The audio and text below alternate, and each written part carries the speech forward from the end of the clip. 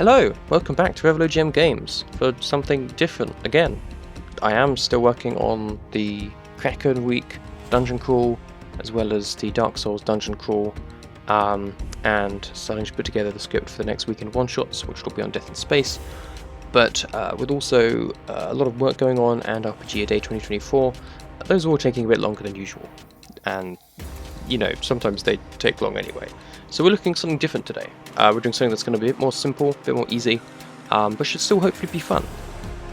Now, as if you have been watching the channel, you may know, I am getting quite into Pathfinder 2nd edition, and now the remaster, now that's come out. I'm still pretty new, I've only been playing it about a year and a half at this time, but I've been having a lot of fun and really enjoying the system. Another thing I've been enjoying recently is Delicious in Dungeon, or Dungeon Meshi, which is a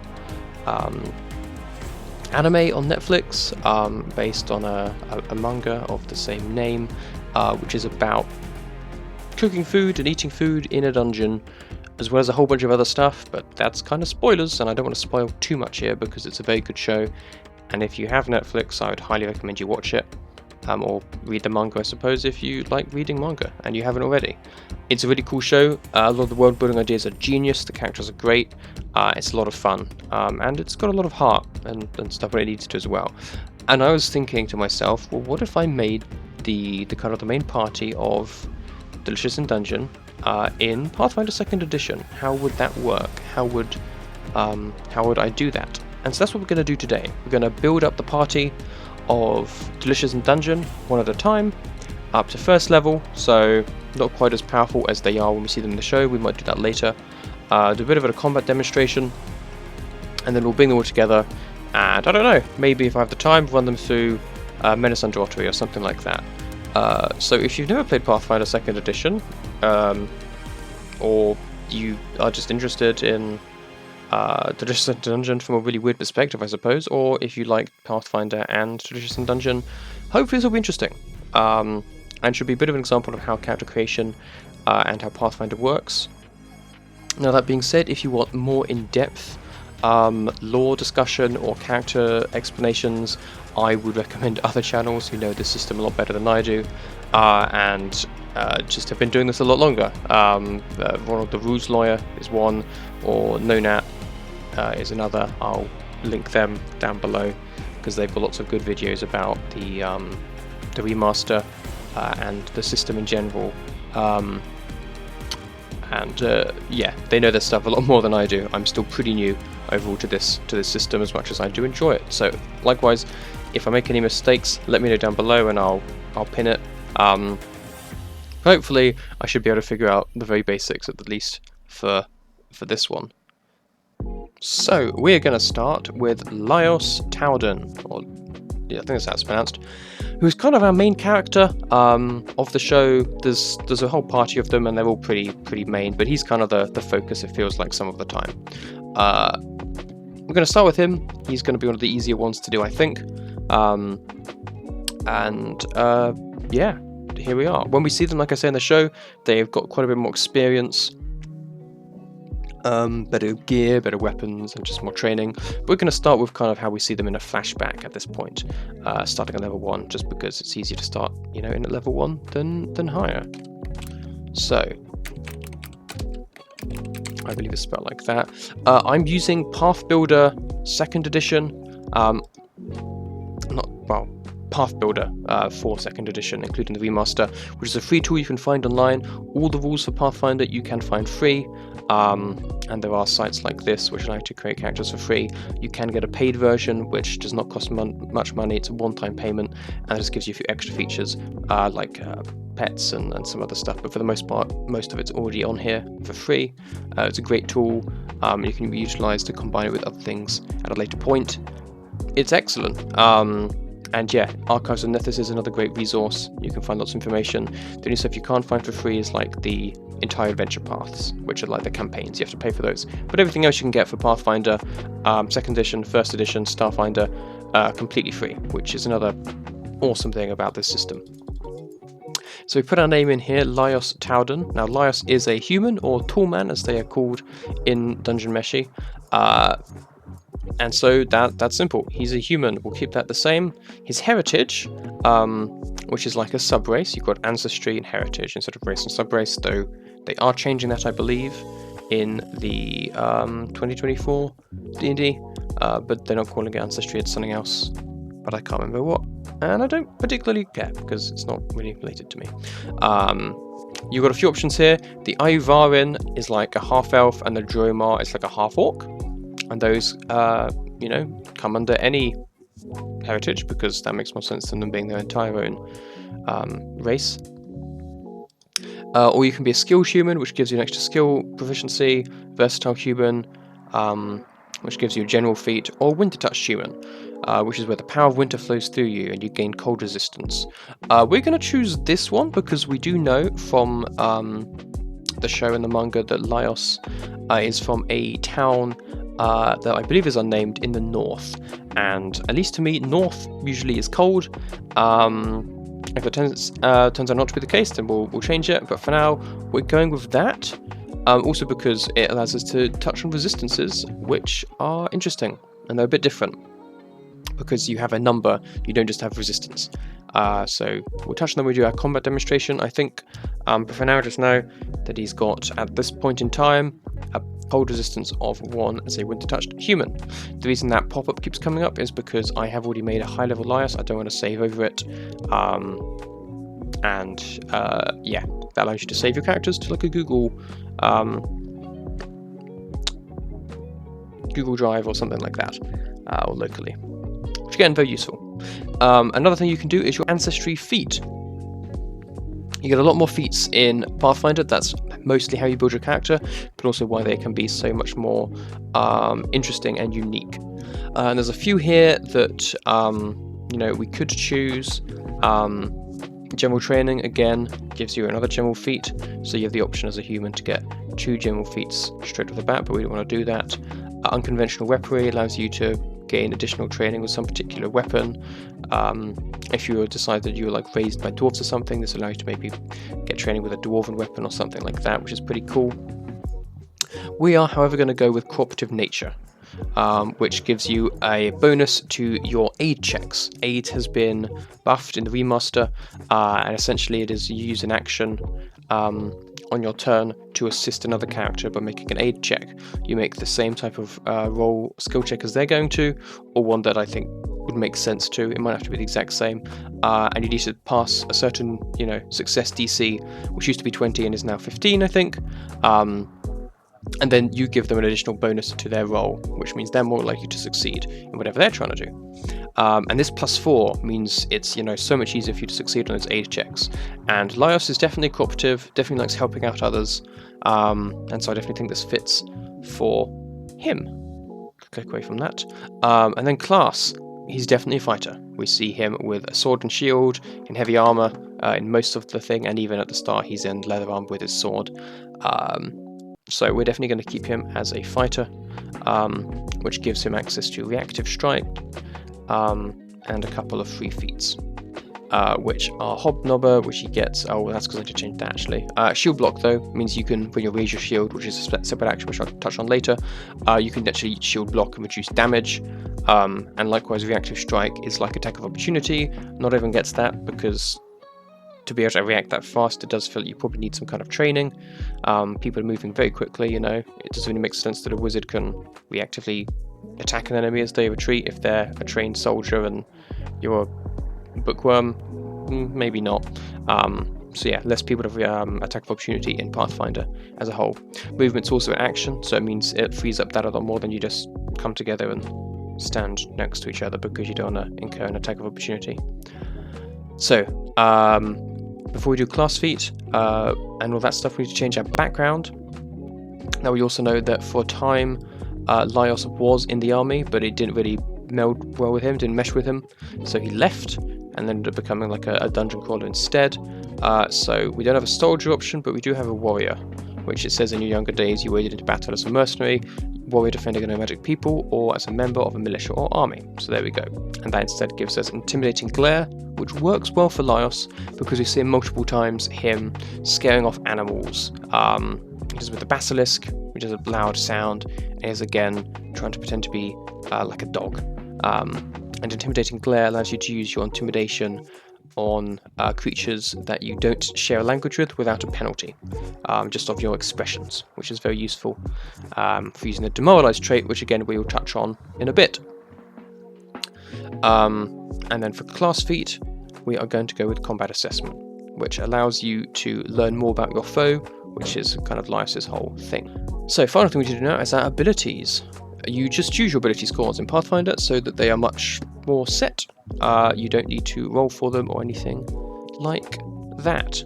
We have our ancestry boosts, and then background boosts. You get a class boost, and then you get 4 free boosts, and you get some more boosts at various levels. I think it's 5, 10, 15 or something like that.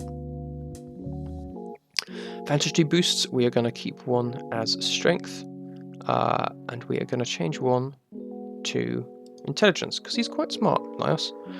Backgrounds, we are going to keep constitution and strength, and then class we are going to likewise also keep strength, because he's pretty strong. So then for our free ones, we're going to boost our con, our strength, intelligence, and get ourselves a little bit of dexterity, giving us a +2 in intelligence, a +1 in dex, a +2 in con, and a +4 in strength. He's not actually super strong, so we might switch out, change this one to constitution, and that's, yeah, there we go. Short-circuited there for a moment. So we've got +2 and +3, and then +1 and +2. +0 in wisdom, because he's not particularly wise often. He can be perceptive sometimes, but sometimes he misses things, and he's not great with people, so his charisma is definitely not much higher, which is going to affect his intimidation, but hey, it's not a 1-for-1, it's not perfect. So with that all being said, we now can see we've got a hit points of 21. That's because being a human actually gives us 8 hit points already, along with that speed of 25 feet. People aren't quite as fast in Pathfinder because moving is an action, so you can do a lot more of it. And then we get more of our hit points from fighter, 10 plus con is +3, 21. So already got a few more hit points to play with at level 1. Our skill trainings, we are going to take acrobatics here because we can take athletics from our class skill, along with a couple of others. We're going to take survival, because, you know, he's been surviving in the dungeons. He's already got intimidation and law warfare from his warrior background. We've got 3 more. We're going to take crafting. You need crafting to perform armor maintenance and stuff like that, so that definitely seems relevant to him. As well as stealth. He's not the most stealthy, but he definitely has his moments. He has to sneak around some living armor at one point with a distraction, and he does so clearly he can do it. And we're going to add a law as the final one. Now, there is a big list of law skills that you can choose from, and that's on Archives of Nethys, and you can find it in other places. We're going to go much more general in a term that does not exist. This is far too general for real Pathfinder, but we're just going to call it Dungeon Monsters, because he does have an innate knowledge of such things in the manga. So we're going to select that and add Dungeon Monsters there, and there we have it. And now all we need to choose is weapons and defense and stuff like that. At the start we see him with a sword and a shield.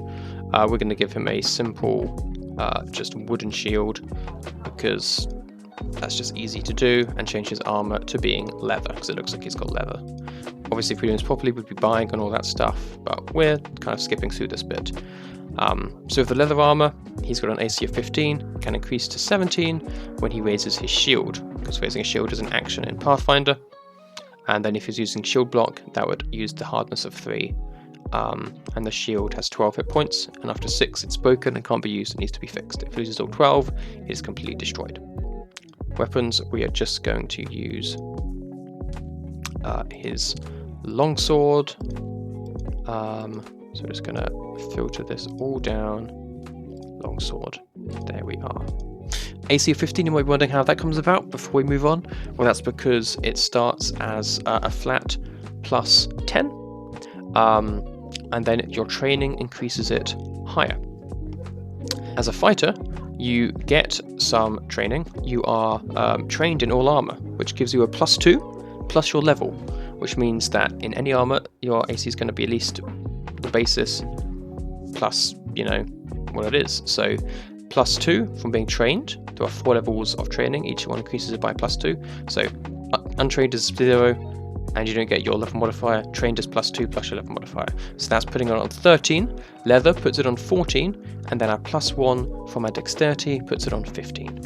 Raised shield +2 makes it up to 17. That's how that works. Longsword is very simple. You know how longswords work. They're pretty much the same. But you can attack multiple times, which means the hit modifiers do change. Longswords are versatile. They are slashing or piercing damage, 1d8 damage, plus 3 from your strength. And then to hit, again, is your strength plus your proficiency. And again, fighters get expert proficiency in simpler martial weapons at level 1, which means you're doing an extra +2 above almost any other class, which means you're much more likely to crit, because in Pathfinder, if you exceed someone's AC by 10, you also get a critical success. Not only from rolling a natural 20. So crits come up more often. So that's what fighters are very good for getting crits with any weapons that they have. They're also trained in advanced weapons, which are more unique things and stuff like that, which most people aren't. But they're not expert in that. So there we go. As we also saw, we gained athletics. Our savings throws, you only have the important ones. So reflex and fortitude, they are expert in and only trained in will, and expert in perception. And then you get a number of skills which we chose, equal to 3 plus intelligence, which we have done. And that's level 1 Laios. He's got a shield, he's got a longsword, he's got an AC of 15, which can be increased to AC 17 if he raises his shield. His reflex save is alright at a +6, his will's not the best at a +3, and his fortitude is pretty good at a +8. He's got a bunch of skills, including intimidation and athletics, and he does have some knowledge on warfare and the general dungeon monsters. And in addition to fighting with his sword, he can use his reactive strike if someone moves away from him in combat, or uses an interact action. He can block some damage with shield block, and he can try and use intimidating glare on his enemies to give them little debuffs, essentially, which will make them easier for him and his allies to attack. He also has cooperative nature to help him aid with people, has a little bit of cold resistance from his winter touched, and has combat assessment, allowing him to learn more about his foes. So that's creating the character. Next, we'll look at how he performs in a combat scenario. Okay, so here we are in the Foundry virtual tabletop with Laios' character again. Now there's a way to import characters called Path Muncher, which allows you to import them directly from Path Builder to Foundry. Maybe some little hiccups now and there because everything always is constantly getting updated. Foundry is great. You have a one-off payment for a license for it, and then it's yours. You get all the updates, and then other people do work with it. You can buy, you can buy things for it, like for 5e or for DCC or whatever. Lots of companies make VTT additional things now, which give you all manner of stuff, and Paizo is no exception. But all the main rules for Pathfinder obviously are free, so you can get all of that stuff without having to pay for anything on Pathfinder, which you would have to do for most other systems. So for Pathfinder, if you want like extra monsters like the bestiaries and stuff, there's not just the basic stuff. You have to, get those, or buy an adventure module. But all the basic stuff is here, which is awesome. There's loads of plugins, there's loads of modules that people create. There's official Pathfinder ones and people working with Pathfinder or Paizo, I think, to help keep them up to date. And it's cool. Foundry's cool. I still use Roll20 now and again. But for more complicated things, and especially for Pathfinder, this is just awesome. There's lots of stuff that we'll see bits and pieces of in a bit. But for now, let's have a look at this. So we've got Laios' character again. As we can see, his land speed is 25 feet. He has to roll for climbing or swimming. He doesn't have a speed by itself.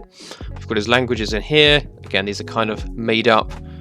They're not really the ones that apply in the usual sense, but he's got them because he's supposed to have them. We've left off deity, but you've got his background as warrior, fighter, winter touch human, and human, and his saving throws over on the left, his perception, and his initiative.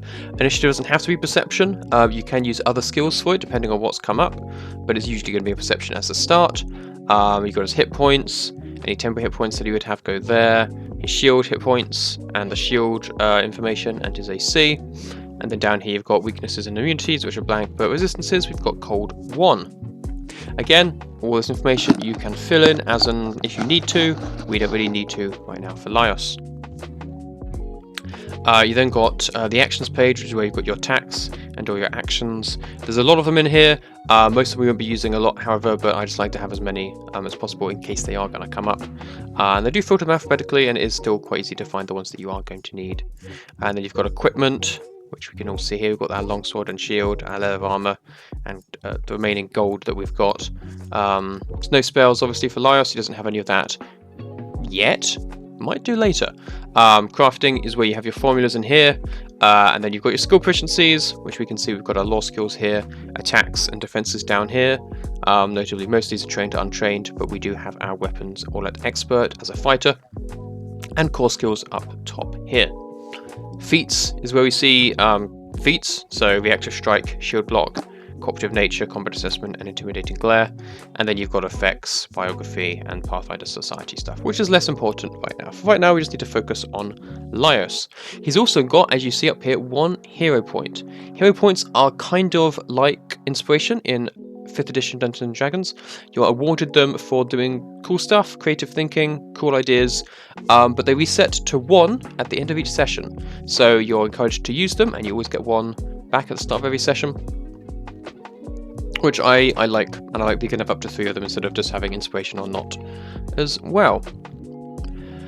So that is most of this. You can see leveling up here is 1000 XP. That'll always be the same because combats scale to the difficulty you are facing in the enemies and your party size, not any other way. So it's always reaching 1000 increases your level. So you can see Laios is here. He's also over here. There's a picture, and you can see we've got this drop down bar. This is the Pathfinder heads up display, which is a cool plugin you can get, and then there's a Pathfinder specific one, which is super useful. You've got pretty much all the information you need, and if you hover on anything, you get the additional information that you'd get like on Archives of Nethys or anything. So super useful, and when you click things, it does stuff. So you know, for making things easier, Foundry really does it. And there's even this set of things as well if you want to do it over here, where you can still do a bunch of stuff like checking your saves, your AC, adding take cover.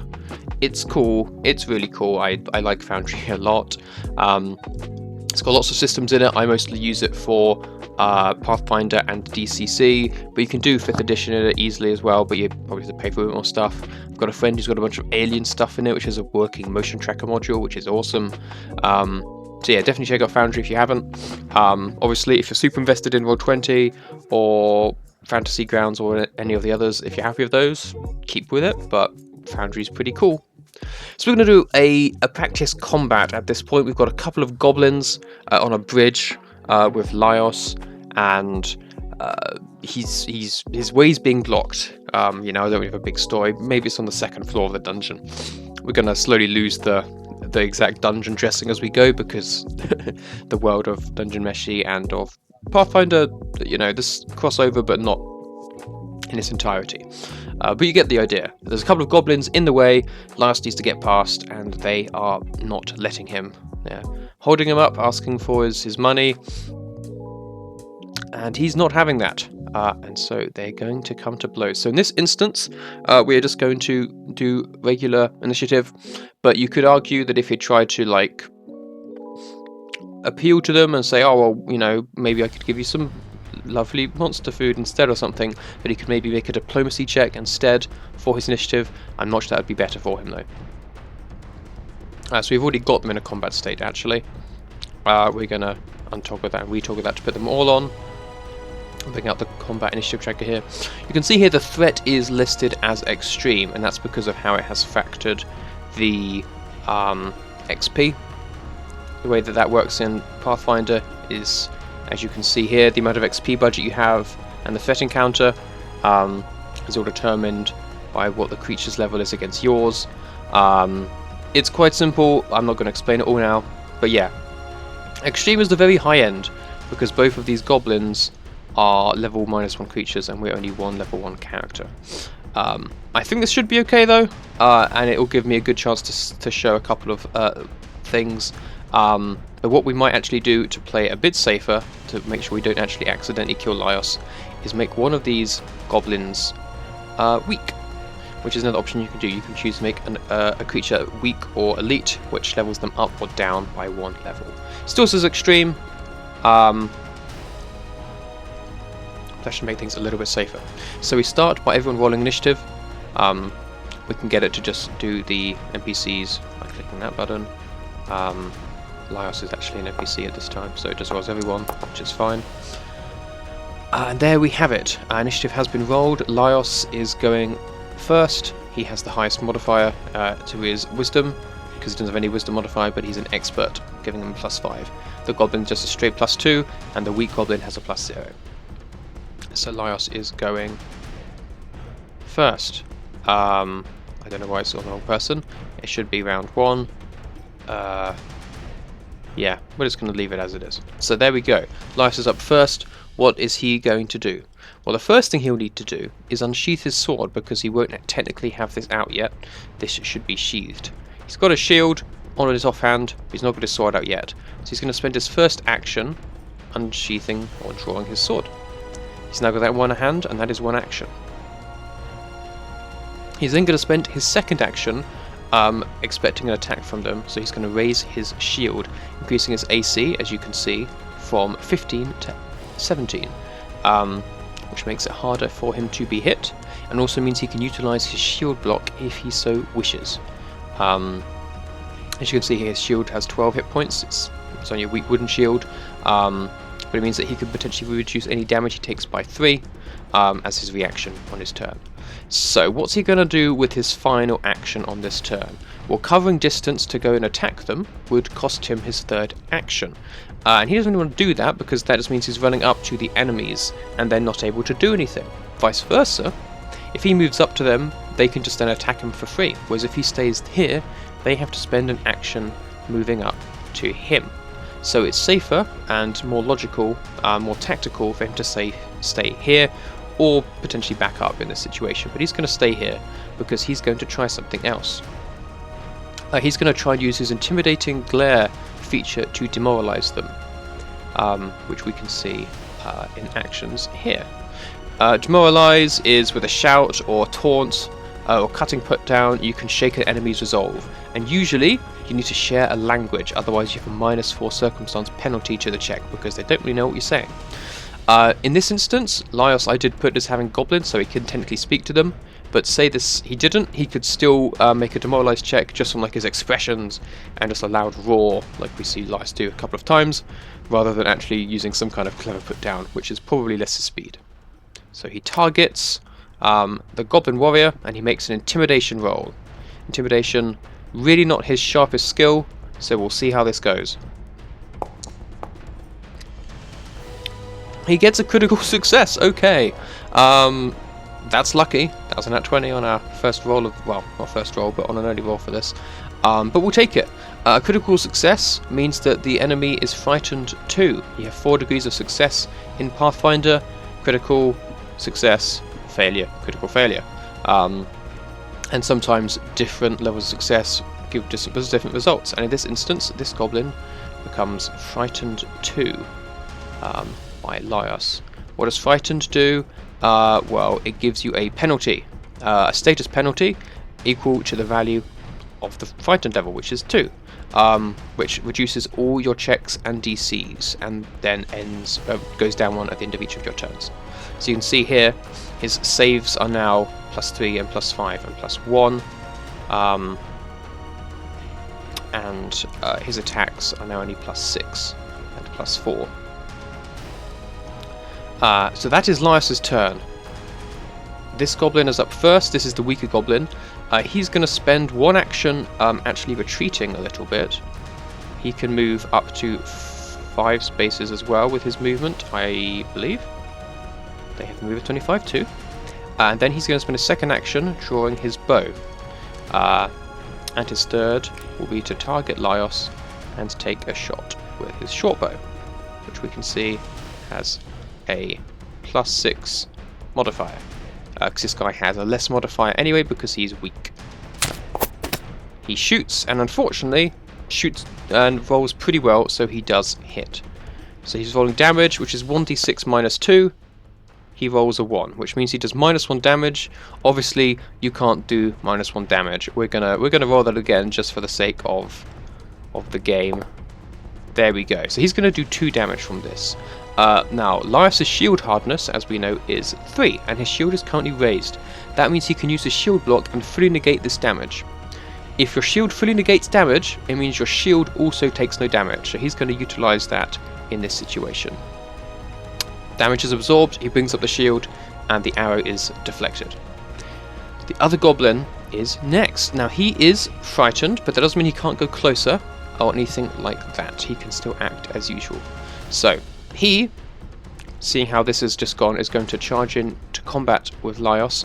But first he's going to spend an action to get out this frost vial he has and try and throw that at Laios. Now I will say this is a bit unusual, and this is more so because I'm trying to show off Laios' cold resistance at the same time, and that's if it even hits him. So he's going to spend an action getting out this frost vial and throwing it. I mean, thankfully for me, I suppose, they're rolling well. That is a hit. We roll damage, and he is going to deal 3 points of cold damage to Laios. And it also does 1 point of splash cold damage to anyone who'd be around it, though no one is, so no one else would take that. But if you had Senshi next to him, he would take 1 cold damage too. So we're going to mark this damage on Laios. He's already used his shield block, he can't use it again. And you see he takes 2 damage. That's because of his resistance being cold 1, which means any cold damage he takes from an attack is reduced by 1. The other 2 damage he does, of course, take, so his health is now 19 from 21. And he's also affected by the Frost Vial effect, which is going to reduce his speed, as you can see, for now, to 20 feet. And that comes up here, reduce speed until the end of the next turn. So similar to some like Frost cantrips. End of that round. Goblin Warrior's frightened state is now reduced by 1. And Laios is next. This guy got out his dog slicer, it's an unpleasant name, his melee weapon, so he was ready to attack Laios next time. But again, didn't want to make that move because that would be wasting it, and it would just mean it'd be easier for Laios to attack him. So Laios is going to cover the ground to this goblin, and he is going to target him with an attack. However, he's going to use his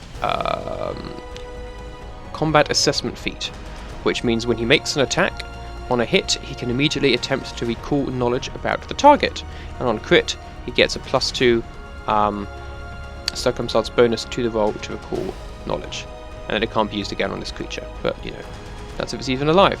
But if this one dies, there is one more which he can use what he learns it on. So he's going to make his attack, and that is not a crit, unfortunately, with only a 9 on the dice, but there is a hit, and so he will roll damage, which is a d8 + 3.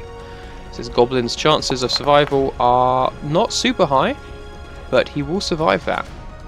He takes 4 damage, leaving him with 2 hit points. And now Laios is able to immediately recall knowledge, which we can find under R over here. Do you know the little animations it gives sometimes? Yeah. So Laios can attempt to recall knowledge using a roll, a lore check, or other check that the goblins or whatever it says.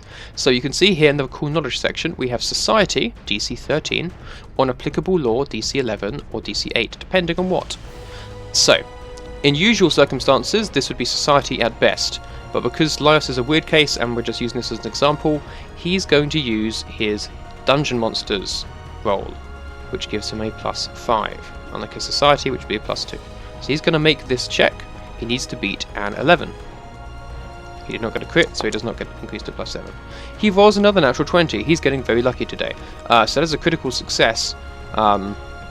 So this would give him information like their will save is their weakest, as kind of proven by the fact that They,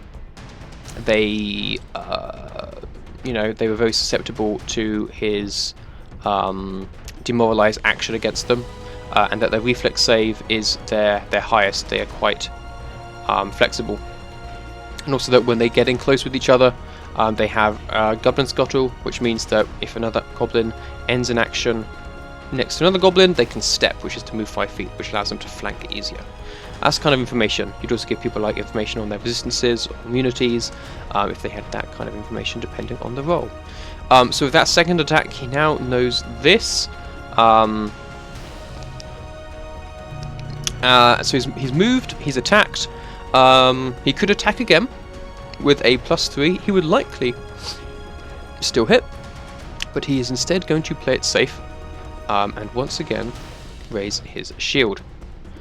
This brings us to the other goblins. So this one obviously could move in and attack Laios with his blade, but he's still got his bow out, so he is going to make another couple of shots against Laios with his short bow, attacking with a +6, and as you can see a +1 because he has a -5 multiple attack penalty for the second shot. One of them misses, the other is a 19, which will hit. Again, these guys doing pretty well on their rolls. So is Laios, to be fair, but this time we will just say he does minimum damage, which is just going to be 1 damage, which Laios will just take. The other shot goes wide, and seeing that he's not doing super well in range combat, this goblin is going to drop his bow.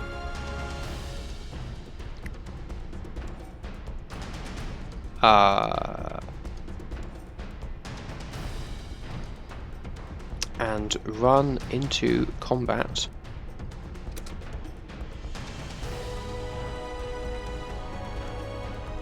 As far as he can go with the other goblin.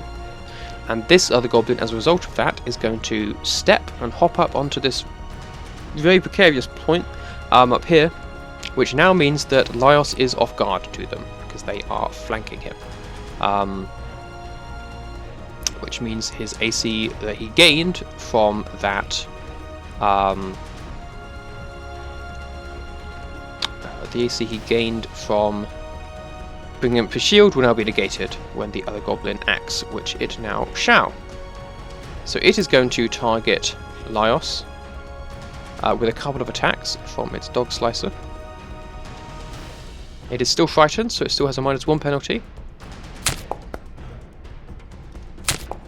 And it manages to hit twice. That's going to hurt. As you can see, Laios' AC is reduced back to 15 because he is off guard and being flanked. So we roll damage. He's going to take 6 and 2. So he's going to block the 2 damage. It's possible you may have to do these one by one, but I just roll them all together and that plays to side. And he's going to take the 6. Obviously he could take both, but he may as well use that shield for something. And that is that goblin's turn of those 2 actions. However, he is then going to retreat because he's pretty badly hurt. So he's going to try and get away. Now, if Laios hadn't used his reaction to shield block, he could have used it then to make a reactive strike, attack of opportunity, as you would know from 5e, but he has already used his reaction, so he can't do that. You do get quite a few reactions as a fighter, and you have to kind of balance which ones you're going to use. There's a goblin right next to Laios at this point, so he is going to make a strike against this one. And that is a hit. Again, only just on the roll of a 6, but thankfully with a high modifier, that is enough. And 8 damage is enough to immediately slay that goblin. He's then going to be a bit risky, and he's going to charge after this goblin and attack again. An 8 is... I'm not targeting him. An 8's going to miss, but we will do it again. And yes, indeed. A 6 on the dice this time, these rolls have not been great, is not going to be enough. This goblin is no longer frightened either, so his AC should be higher. So the other goblin has been killed. This goblin is the only one that is left. And it doesn't really want to be here anymore. So it is going to attempt to strike at Laios again with its weapon. But he misses. He straight up misses with this attack. He rolls a 10. And that's enough for him. He just wants to get out of here, so he is going to leave. This time, however, that means that Laios can attack him before he does so, because he has his reactive strike. They need to be next to each other for him to make the attack. I shouldn't have moved him yet. So he gets to make an attack without multiple attack penalty against the goblin. And that hits the goblin. We roll damage. Minimum damage. But the goblin only has 2 hit points left, and the goblin goes down. And there you have it. The 2 goblins have been taken care of. Laios took a couple of hits. He lost nearly half his health, but he survived. And reaps the rewards from that combat. As there were 2 of them, one was weakened and one was not. Laios would gain 140 XP, which would put him over 1/10 of the way to get into level 2. But there we saw use of his cold resistance, his shield blocking, his AC, his ability to learn about his enemies and to demoralize them. We didn't use his saving throws at all. None of the things that came up utilized those. They'll come up in the future though, I'm sure. And that's a basic combat. Obviously, usually there's a bit more going on. You've usually got a couple more characters and either a couple more powerful monsters, or a few more weaker ones and maybe a stronger one or something like that. But hopefully that gets the gist across. I don't know why that encounter's there or this one, so we're going to close those. But yeah, hopefully that gets the gist across, and you understand the basics of how Pathfinder combat works, at the very least for a fighter.